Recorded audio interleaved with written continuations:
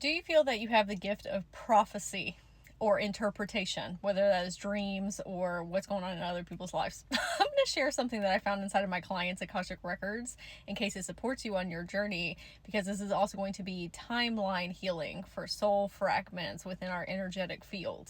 And hello, if it is your first time meeting me, my name is Sage, your sparkly fairy guide. If you would like your own reading, you can find those in my bio or in the comments. When I went into her energy field, I saw this giant dream catcher behind her.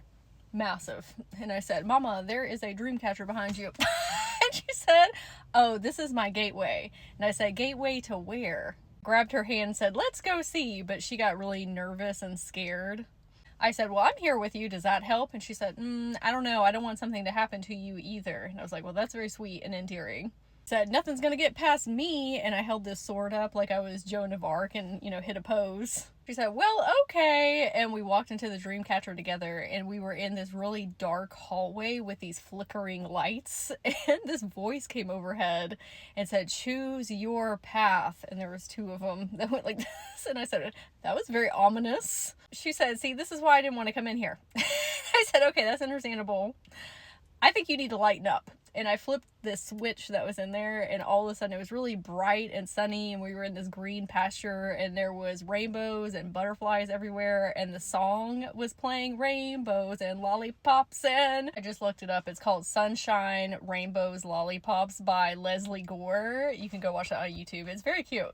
Her energy body looked at me and said, why was it so creepy in here? And I said, I think that's your perception of diving deeper into your psyche or your subconscious. So then I said, let's go back outside and see what's going on with the dream weaver apparatus, the dream catcher. And so we went back out there. I said, let's go somewhere more fun, because we were kind of in this dark void space. I took us to the beach, and she said, it's too bright and sunny. Okay, how about the mountainside where it was very cool and airy? So while we were in this mountainscape, I started looking at the schematics of it.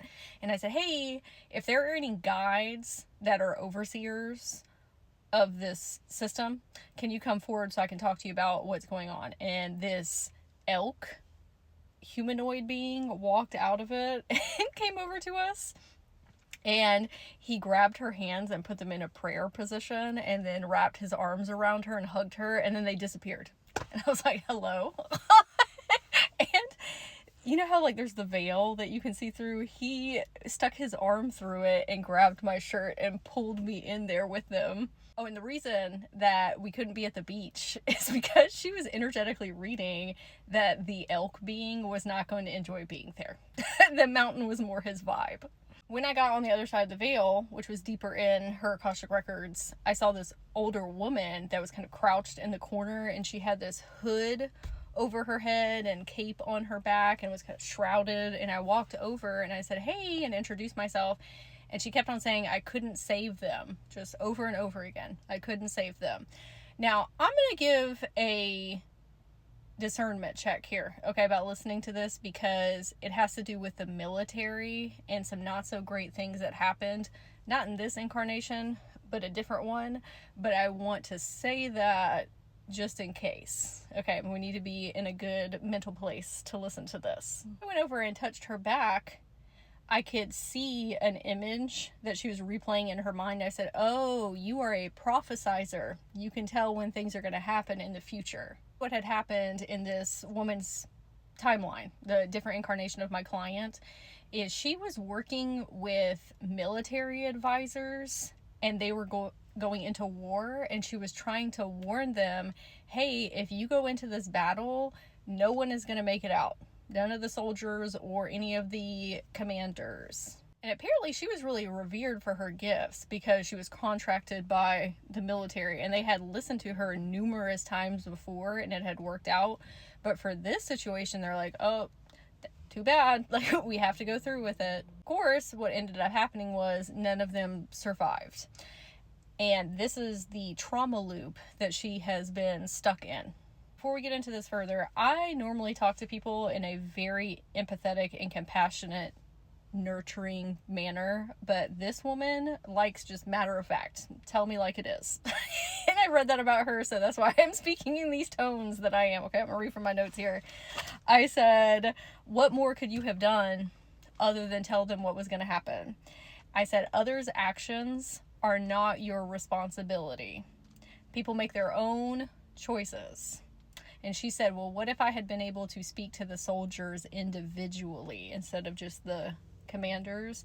And I said, do you think that they would have listened either? She said, maybe. And I said, okay. Do you think that they would have abandoned their post as this collective? And she said, probably not. I said, that is what happens when people blindly follow others. It's called a hive mind. And we're going to talk about how that is reminiscent in spirituality as well. It can be in religion. It can be anywhere. Okay, not just the military. I said, I want to show you something. And I brought her into our timeline currently, this incarnation. And I was showing her all of the different Lightworkers that were also prophesizers and interpreters, and was showing her the work that we are currently doing. They said, the Lightworkers now, who are prophesizers, are teaching sovereignty. Instead of us telling people their path, we are equipping them with the tools to create their own and teaching them not to rely on us. We are simply here to guide the new generation.